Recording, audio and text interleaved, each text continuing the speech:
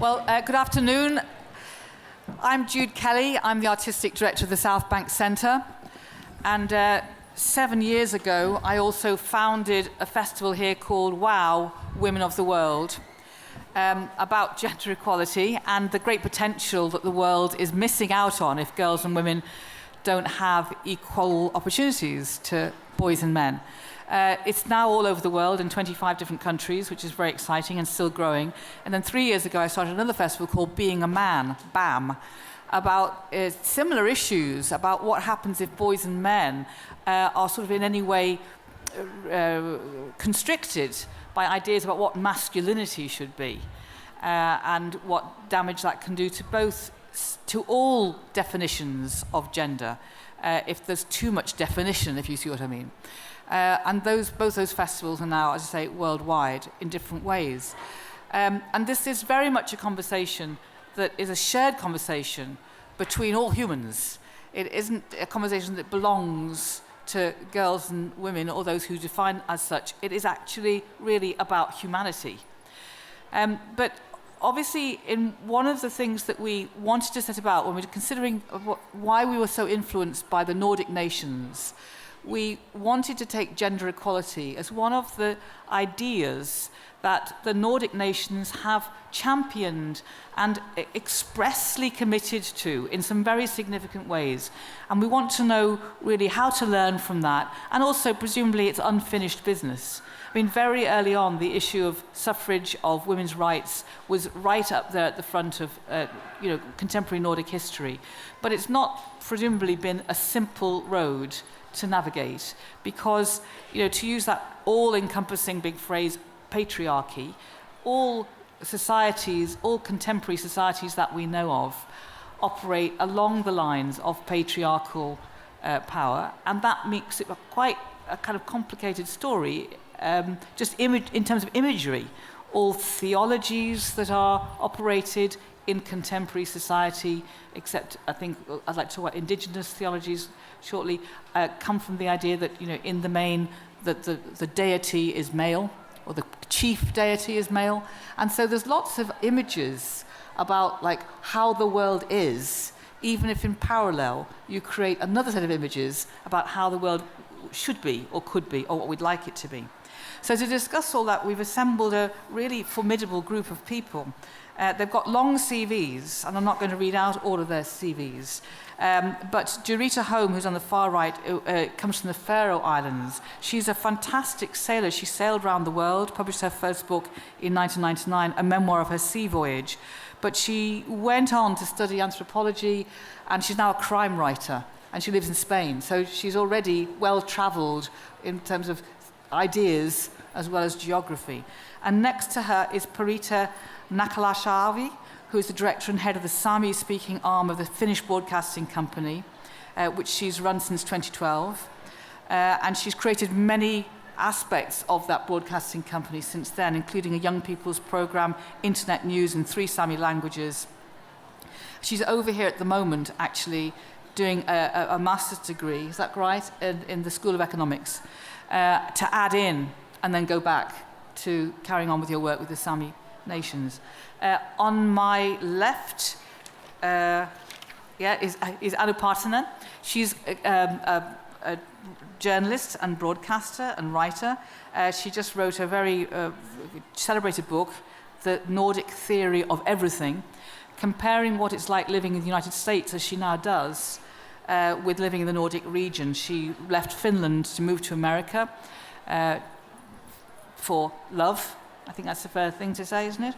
And obviously the comparisons between the two nations are very stark in certain ways, and we're going to talk about that. Then we have Modi, a composer, songwriter, musician, who please stay for 5:30 when he'll be performing here on the ballroom floor. I would say he's an artist and activist, and his recent album, Unsung, looks at 12 songs that have been censored and the reasons why they've been censored, and he has reframed them or reformed them in order that they are no longer censored, certainly not on his album. And then finally, on my far left is Katrine Marsal. She's the lead editorial writer for the Swedish newspaper Aftonsbladet, where she writes about international politics, economics, and feminism. and her book, Who Cooked Adam Smith's Dinner, was shortlisted for the August Prize and won the Lager Cranston Award, and she lives in London. So actually, thinking about all of that, does anybody actually live at the moment in the Nordic region? You do. The man. All the women left. No, that's a joke. But I really want you all to respond to this general question to begin with, which is that I think it's fair to say that we look to the Nordic regions for this advanced place of where we think gender equality could get to. And although it's not a finished story, I'd like to know from all of you why you think the Nordic regions took on that commitment and have successfully pushed it through, where you think it should be going next, but also what you think the obstacles still are. And in fact, are there obstacles that are unexpected?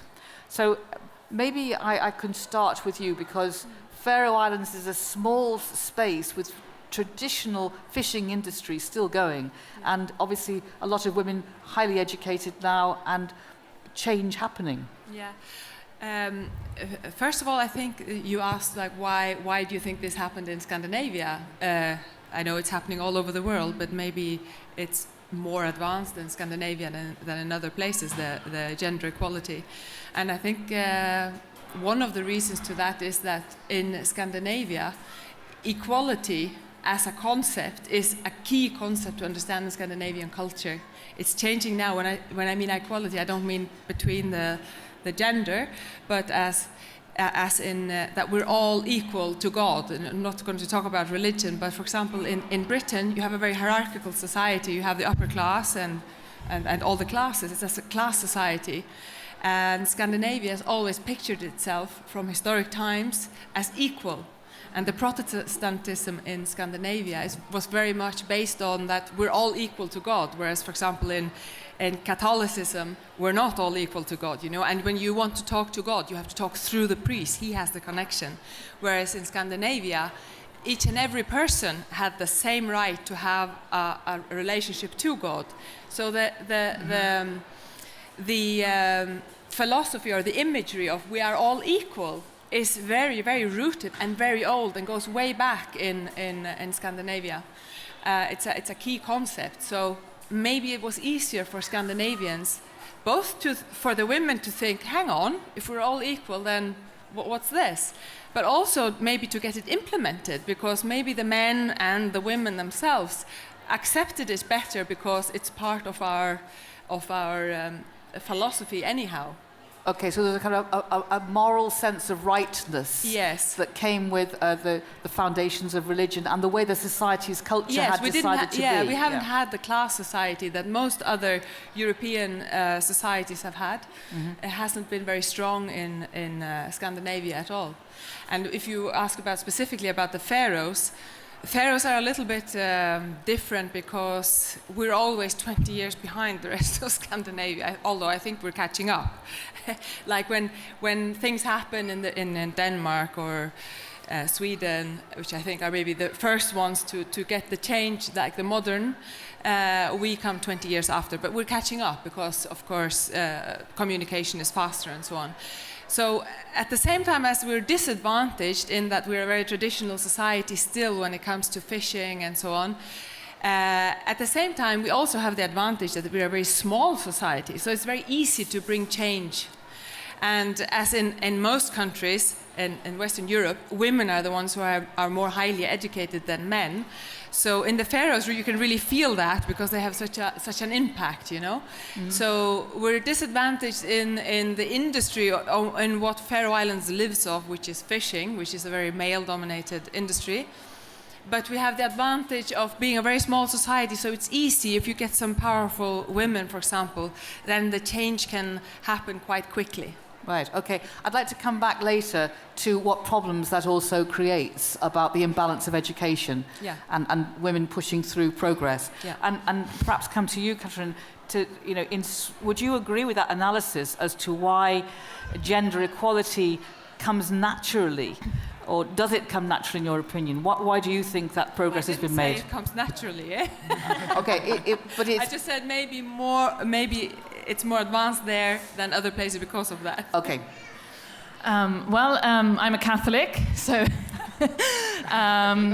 perhaps not completely agree with the religious aspects of the analysis, but we're not here to talk about that.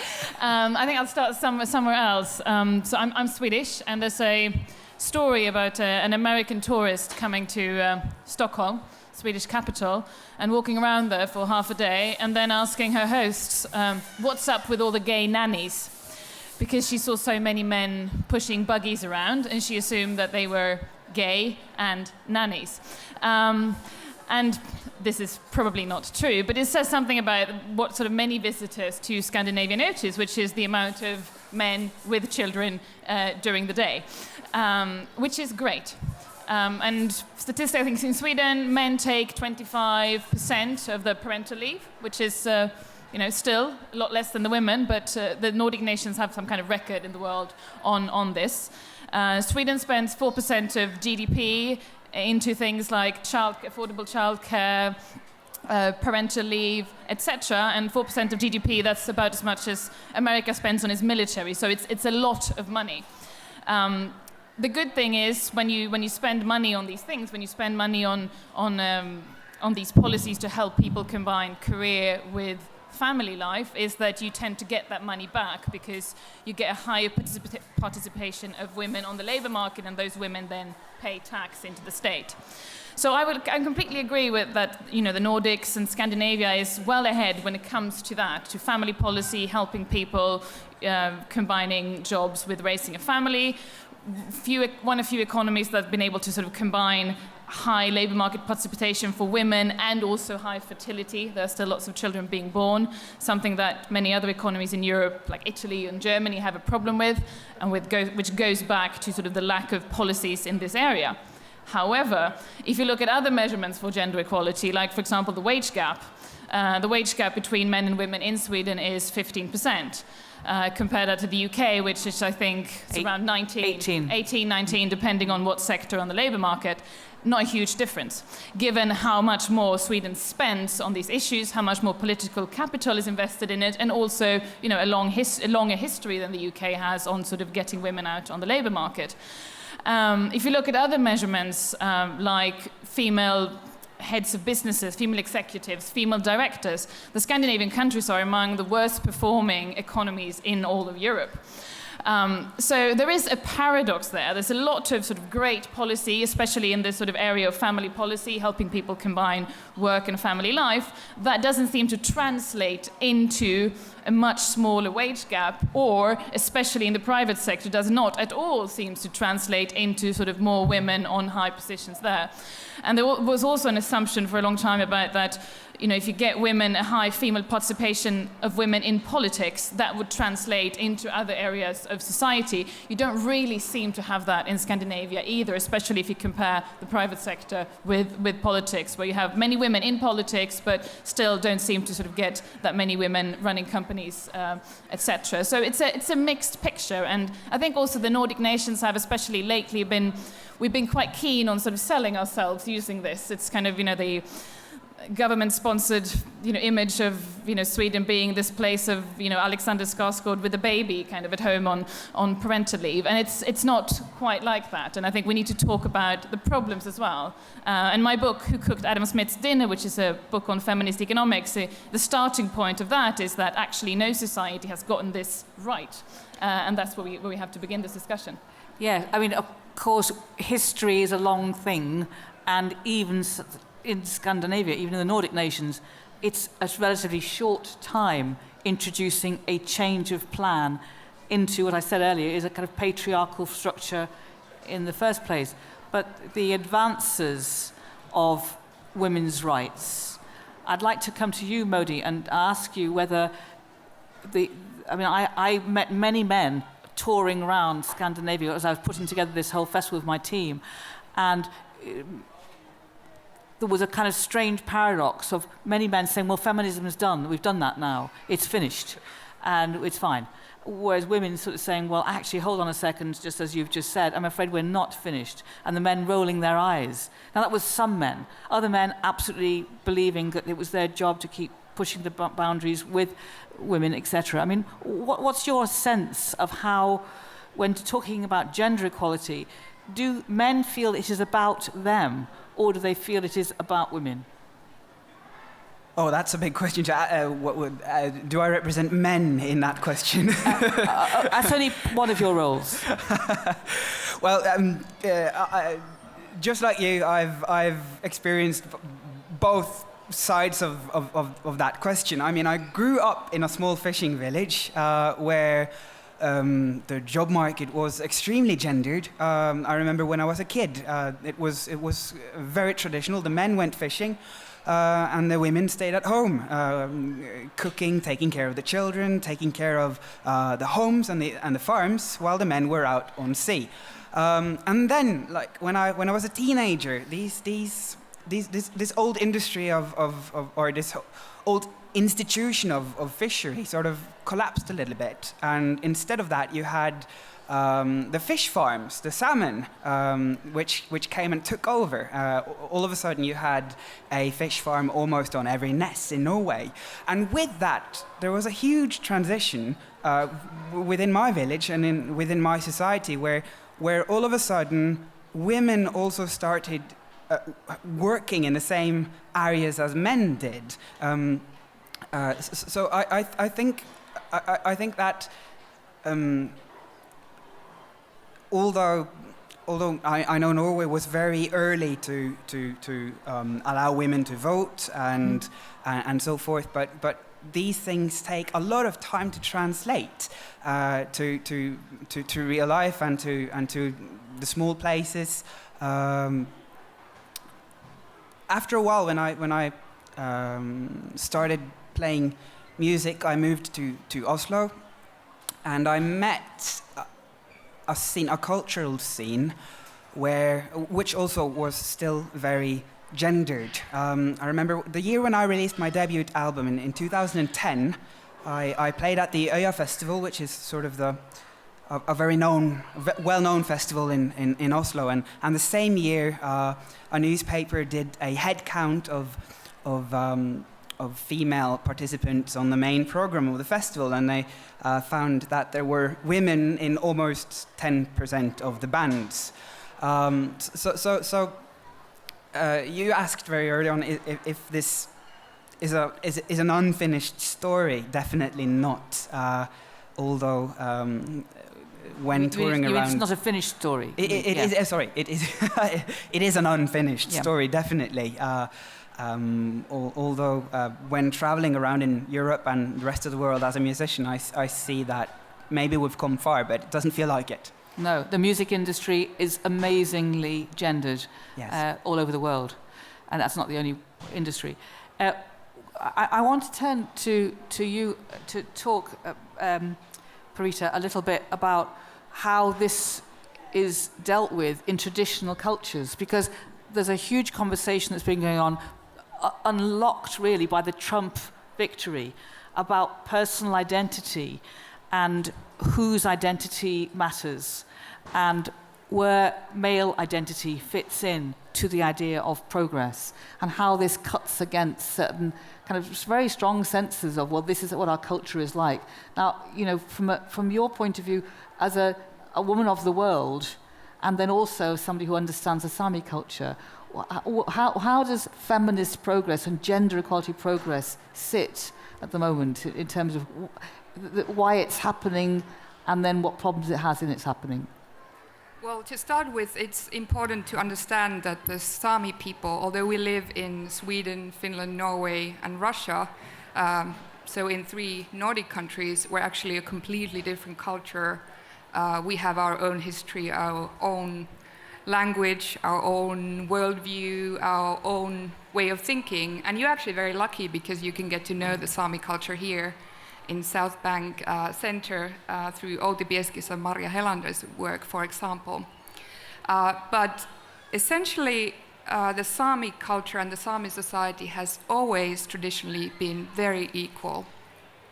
For example, the reindeer herding societies from which I come from, women have always had an equal standing in the society.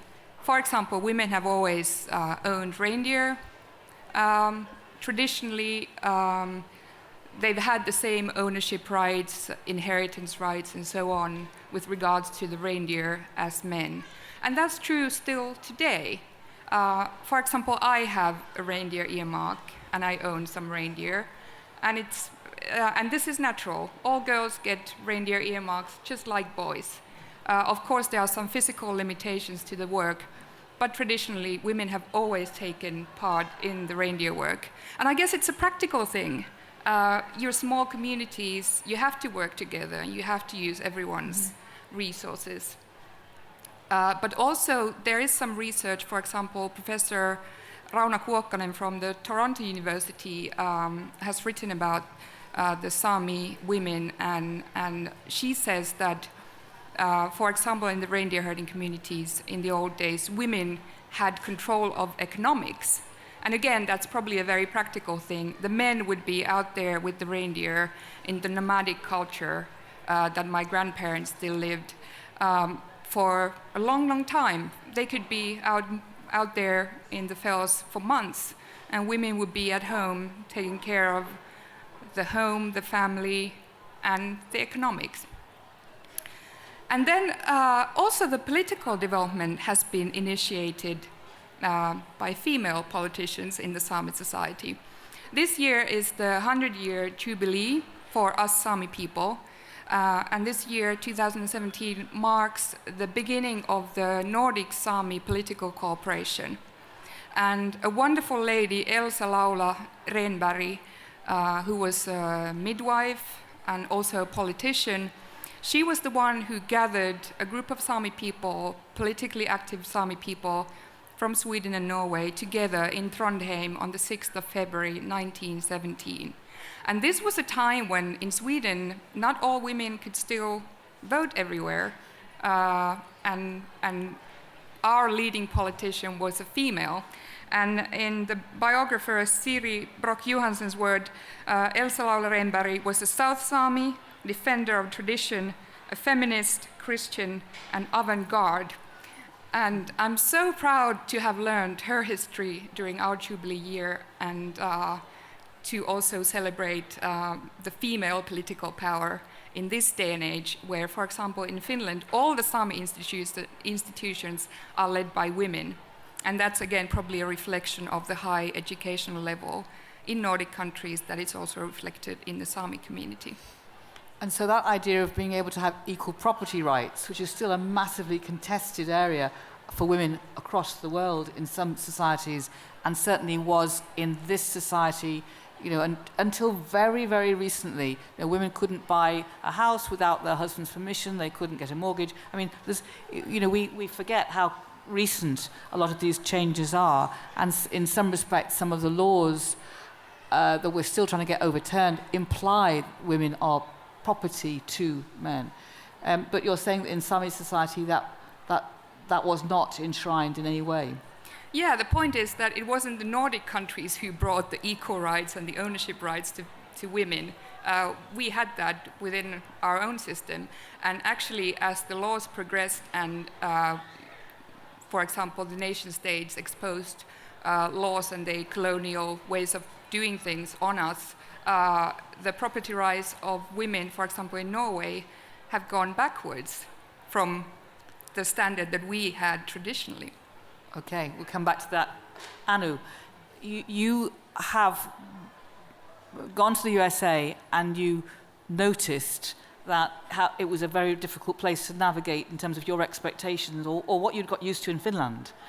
But I think you've concluded that people in America also find it difficult to navigate and are concerned as to why the rhetoric about equality isn't matched by the practicalities of equality. I mean, could you just talk a little bit about what you think you've imported or could import to the USA, if it could be imported? Yeah, so I think, as many people here have pointed out, when you live in a Nordic country, I don't think our sense often, while I was living in Finland, was that, oh wow, everything's perfect and it's so great for us women that things work so well here. I think we find a lot of fault in our systems and society, and that's true. I mean, these are real issues. But when I moved to the United States, it was a real surprise to me to see how, in many ways, not just in gender equality questions, but in other ways, the United States, to me, seemed to be very much behind Finland. And Finland is not even the wealthiest or the leading Nordic country. I think we Finns often feel like we're the poor country cousins who are not as stylish or cosmopolitan or as successful as the other Nordics. But so when I went to America, even so, I felt like I almost stepped back in time in many ways. And part of it was that I was surprised that the relationships between men and women seemed to be much more traditional. That in many ways, wealthy people, obviously in the United States, have much more advantages than people who are poor. And of course, this all goes very much against the American idea that this is the country of equality of opportunity for everyone and anyone can make it. So there's this very clear conflict. Once you live there, you understand that they talk a lot about freedom. Well, I'm an American myself now, so we in America talk about freedom and equality, and then it doesn't really happen in reality. And so when I started to think about why, in my book, I really focused on very concrete policies. So my chapters talk about education, healthcare, family policies, entrepreneurs, business life. And partly I wanted to really focus on those because I think they are the building blocks of equality. I mean, you can't really have equality of opportunity if little children already, their education is very unequal. And in the United States, it really is. Whereas in Finland, that's one of the strengths that Finland has, that the daycare system and education system is very good for everyone. But I also encountered this idea in the United States that they often thought that, well, Nordic countries, they're small, they're white, they have this Lutheran hardworking culture. That's why they are the way they are. And no other country, there's no point in looking at Nordic countries and thinking that they can teach us anything, because they're just so different. Like they're in a world of their own, living in their little cozy village where everybody loves each other. And to me, this notion was, of course, somewhat absurd, because as anybody who lives in a Nordic country knows, people disagree a lot. Many different views in politics, in gender equality issues, as was pointed out here. There are certainly a lot of people in Finland who feel that gender equality or advancing it more and more is not necessarily a good thing, that it would actually be better that women take care of children at home. So in a way, I think that's even an encouraging thing. It's not in itself, but to see that if you look at a country like Finland, it's not that it's in our genes or in our culture, or even that it's easy. It's more like there's a constant discussion and you slowly work on these policies and try to see what works. And in Finland's case, even until 1950s, Finland was a really poor country. And just like Katrina was saying, a lot of these policies that Finland also started to develop that all Nordic countries have on parental leaves or public daycare, that all help gender equality. Finland certainly was not wealthy then when it started. Because often I also encountered this notion that, oh, you have money. Nordic countries are wealthy. You can help people have parental leaves, but in our country we can't because businesses will suffer and taxpayers can't pay. But I actually think that absolutely there are investments that have helped these countries. Mm-hmm. So in that sense, I think they certainly can be looked at and thought if something could be learned. And then, of course, you can also see what you should be careful about. And I think the point about women not being business leaders in Nordic countries is a really good one. Because in the United States, overall, women actually work less than in Nordic countries, if you look at working age women. And that's partly because many of them drop out, because they just can't keep working after having children. Daycare is so expensive. Their employer might not give any parental leave. You don't have to give anything. And so a lot of women, even if they're well educated, they just drop out. But the other side of the coin is that because the women in America who keep working, they might go back to work 2 weeks after the baby was born. And so they don't miss out on their career at all. Whereas in a country like Finland, where women actually tend to stay home longer than in other Nordic countries, that can certainly harm women's careers. So I think that's one thing that Finland in particular definitely has to think about. That if you have too long parental leave and women still mainly take them, as in Finland they do, even though men do as well, but then that can be also a problem. Well, it's really like you have two parallel systems operating, because the global economic system, particularly the corporate style of, just like stay on that escalator, keep moving, don't get off it. If you get off it, don't get off it for long, is totally counter to the idea of work-life balance that men and women can enjoy and share. I mean, and to get those two things to align, people would have to agree to change corporate culture. And of course, there are lots of good discussions about that, but they're not advanced discussions. And I think that's one of the reasons why men are so frightened to take paternity leave. Not just because of the imagery of maybe, you're too kind of too domestic, but also, falling back in a competitive sense with your peers. So that's quite a big issue. I'm just going to come back to this idea of women being highly educated and the implications of that. Because again, men in Nordic countries aren't living in a bubble. They are surrounded by lots of other images of masculinity and masculine prowess and masculine power, etc. Video games, Hollywood, etc. It's not like they're separated from all of those. So one of the things that I knew was happening in the Faroe Islands was that the traditional male fishing communities that still exist, this is a generalization, but one that I kept being told over and over again, were less educated than the women because they had a job to go to. They knew they'd have that job. They didn't necessarily feel they needed education. They'd be away for months at sea. And when they came back, their girlfriends, stroke potential wives, actually had all left to go and do jobs, study at university, leave the island, and that this was causing such a problem that they were then really advertising for wives in the Philippines and bringing communities of women. Yeah. So you can actually earn a lot of money fishing. I worked on a fishing boat, which is very unusual for women in the Faroes. I don't know of anyone else, for a year, because I needed to earn a lot of money fast so I could buy a boat. But because they earn a lot of money, they don't, because normally one of the things parents want their children, girls and boys, to have an education so they can get a good job and buy a nice house and have a nice family and have money. But because the fishing actually brings in a lot of money, the men don't have the same incentive to go and get a higher education. So many of them stay in the fishing industry. But whereas the women in the Faroes are much, much more highly educated than the men. But to get a higher education, there is a university in the Faroe Islands, but most of them go abroad. So they go to Denmark, to Norway, to England, they go all over the world to study what they dream of studying. And then they find that the Faroe Islands is very small, and maybe they meet a man while they're out studying. And so many of them, and also they think the opportunities in the Faroes, for example, if you want to make a fantastic corporate career, you're not going to go to the Faroe Islands, you're going to go somewhere else, a bit more international and so on. So many of them don't come back. So we have what you call a scarcity of women. In the Faroe Islands, there are only 48,000 people, but there are 2,000 less women than there are men.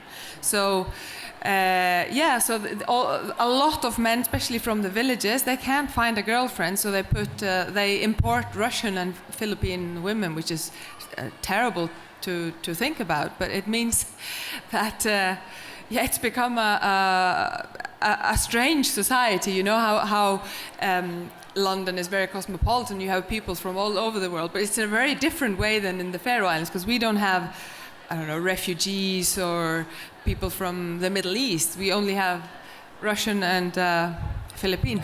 That's our international component. And presumably those women, when they had decided to be like this, they're actually operating quite traditional forms of domestic life. They're staying at home while their husbands are away sailing. They run the house, look after the children. When I was working on the fishing boat, one of the men had just come back from I think that was Thailand, with his wife. And I remember trying to ask him and trying to understand this, and to them it was very natural. It was like a fine thing to do.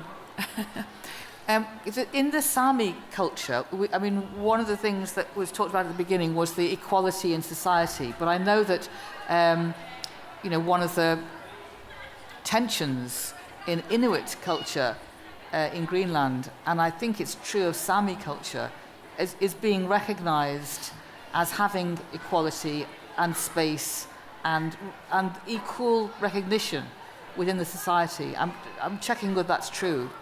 Yes, very much so. Gender equality is not our biggest problem or even on top of the list.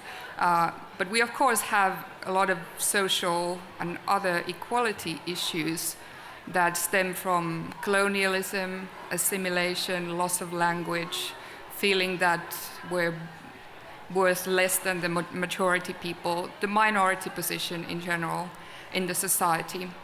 And there are all sorts of groups that suffer from different kinds of things. For example, there's a recent research that shows that 1/3 of young reindeer herders in Sweden, Sami reindeer herders that is, has pondered suicide. 1/3. That's a huge figure. Mm-hmm. And also us young Sami people, we know a lot of Sami youngsters, young reindeer herders, who have left us, who have felt that the pressures of reindeer herding, of climate change, of the Sami politics, the national politics towards Sami, are so high that they don't want to go on anymore. Mm-hmm. And this is a huge issue on the Swedish side, where there's a lot of pressure from mining, railroads, windmills, and so on the traditional livelihood. Well, so that makes me want to ask a question about the idea of gender equality, because I'm not equating the Sami people to the Rust Belt in America exactly, but in the Rust Belt, people are saying, look, we've got unemployment, we've got traditional job loss, we have all kinds of things that are going wrong for us. We haven't got time to discuss feminism. In fact, feminism is a sort of unhelpful element in this discussion. And yet you're really saying that despite the problems of the Sami people, equality for women is just... You said it wasn't the top of the priority list, but it isn't perceived as a negative thing. It's not perceived as something which is adding into the problems, no, or is it? No, absolutely not. It's a source of strength. Like I said, for example, on the Finnish side, all the Sami institutions are run by us women. I could run a list of Sami institutions, and all of them have women leaders. So feminism and gender equality is seen as a source of strength. And the men don't resent that power? Or no. Sounds ideal. Modi, coming back to the industry that you're in, the music industry, and obviously this is pan-global issue, but bearing in mind the kind of discrepancy between the values of gender equality that the society speaks about all the time in the Nordic nations, and then what it looks like just in your industry, what voices are raised about that? What's happening about that? Well, we spoke about education, and when it comes to music and education in Norway, we have a quite interesting situation.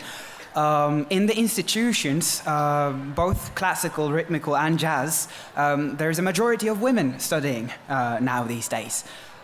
Whereas if you go to the orchestras, the state orchestras and the classical institutions, there's a sort of 50-50 between the genders. Whereas if you move on to onto jazz, for instance, where sort of measuring quality is a bit different from for instance, classic music. People have difficulty in finding female musicians to work with. My aunt works in a mid-Nordic jazz center, and they have all these projects going on all of the time. When they started out, they said in their statutes that they would have gender balance in all their projects. After a couple of years trying to find equally many women to participate in the projects as men, they had to rewrite that, and instead of gender balance, they said they would have good gender balance, at least as good as they could. And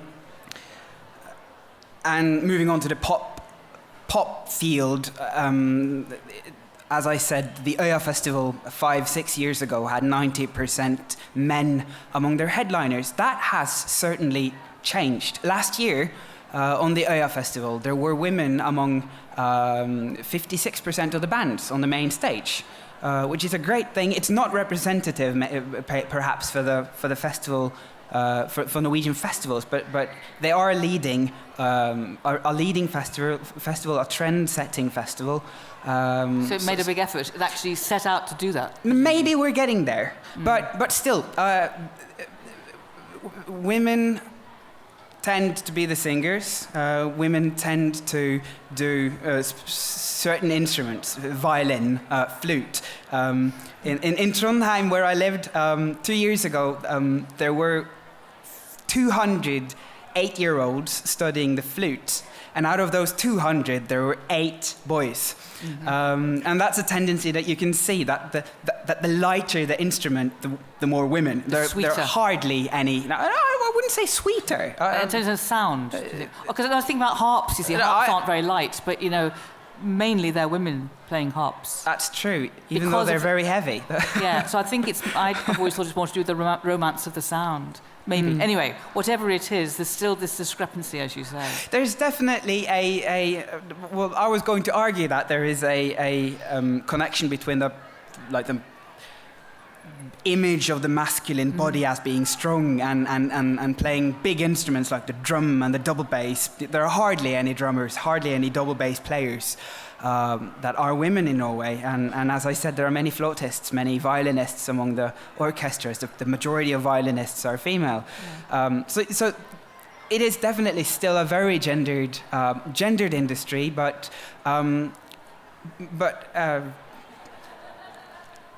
within the parts of the industry that are more institutionalized, like the classical musicians, you can actually see that there is a sort of balance, or we're maybe getting there anyway.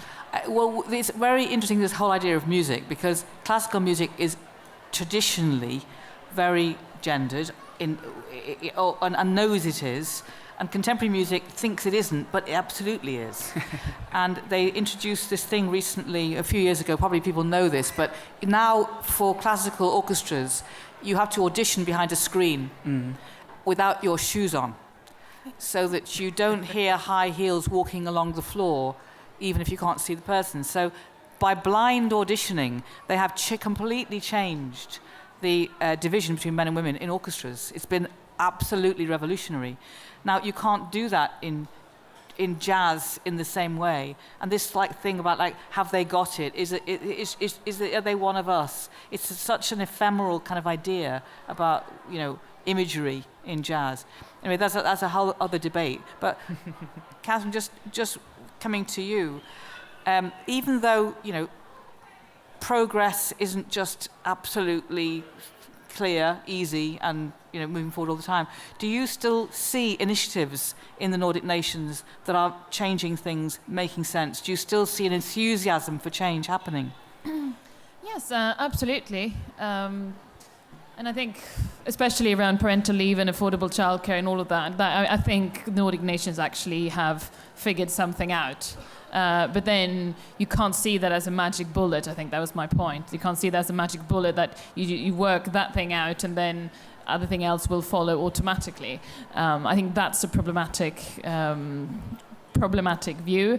And I think also sort of economists and scholars in the Nordic nations should be a bit interested, not just sort of promoting this view of great gender equality abroad, but also actually looking at the paradoxes that we have. For example, the one that you mentioned about the private sector being so far behind when it comes to gender equality in the Nordic nations. And you mentioned workplace culture, for example, which I think is a very important piece of the puzzle, and it's worth to mention there the kind of high productivity of most of the Nordic economies. So in spite of people having long holidays, spending a lot of time with their families, the economy is actually more productive than the British economy. Right. Why is that? This is it's a complex set of answers there, but it is worth mentioning as well. Very important, because we have very low productivity in this country, and there might be a very simple solution, which we're just not grasping yet, about how we have very poor childcare and very limited opportunities for people to go back to work in a situation where they feel their children are looked after in a way they would want them to be, without it costing them an absolute fortune. I'm just going to finally come back to you, because yesterday you were there when one of the ministers, we had 8 ministers of culture yesterday, here for the launch of the Nordic Matters, and one of them is the Minister for Culture and Democracy, and she was talking about her government launching basically a feminist economy, and saying that all 23 ministers are going to have their policies vetted through the prism of gender equality in every way, and that this was a serious and committed matter. What did you feel about that? What do you feel about that? I think that's Sweden, actually. Perhaps you can talk more about that. Swedish government currently has a policy where they completely openly, I have followed in the United States, their feminist foreign policy has actually made most news, because Swedish foreign minister has been very openly commenting on women's issues and rights in Saudi Arabia, which then got angry, and business leaders were upset, and a huge fuss. But I think it's fantastic, and the fact that they actually look at all government budget decisions based on what are the consequences or the impact for women and men and for gender equality before they start handing out money is fantastic. And this, again, I think, for someone from Finland, it really struck me, because the sad thing that I think Finland currently is showing is that progress can also go backwards, which, of course, we kind of see in all of Europe. We can look at the United States.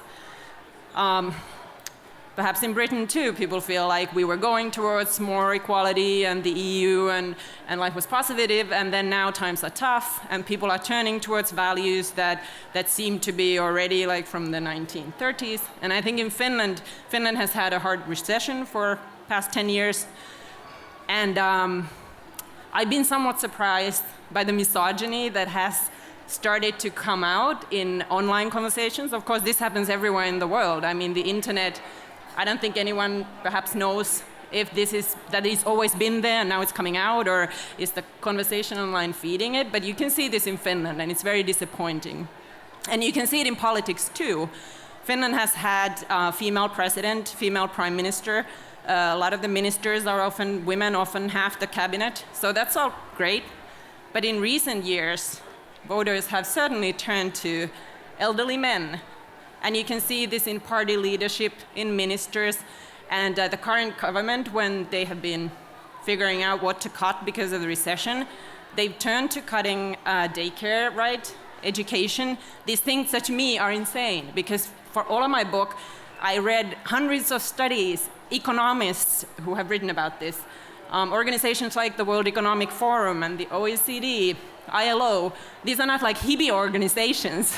These are serious economic international organizations that all say that this is what you should do. You should invest in daycare. You should invest in parental leaves. This helps women work. This helps men to be able to work and take care of their children. It's better for families. It's better for the economy.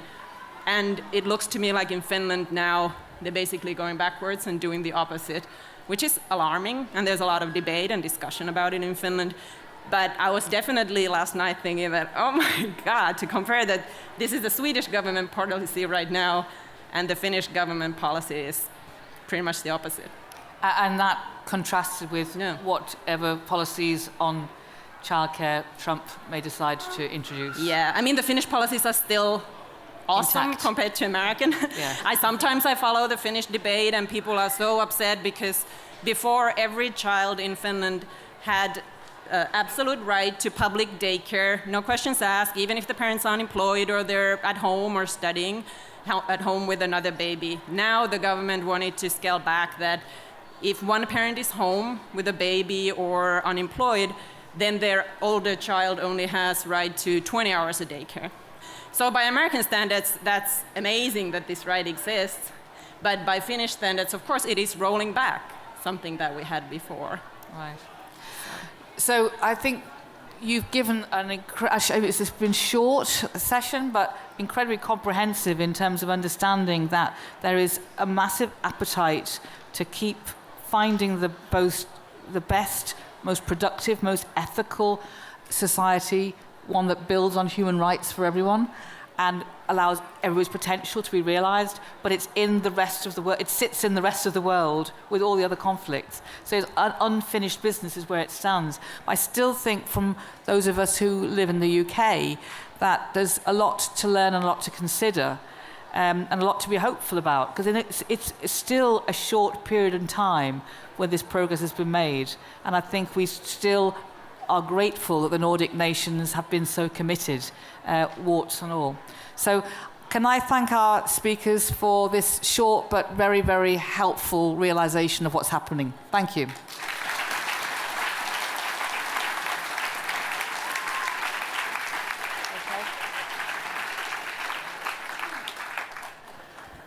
Ladies and gentlemen, thank you so much for being so patient.